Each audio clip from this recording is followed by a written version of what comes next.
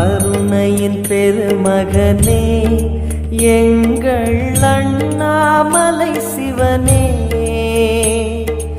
ஆடிய பாதத்தில் ஓரிடம் வேண்டும், ஆடிய பாதத்தில் ஓரிடம் வேண்டும். அருள்வாயீஸ்வரனே, அன்பே அருணாச்சல சிவனே.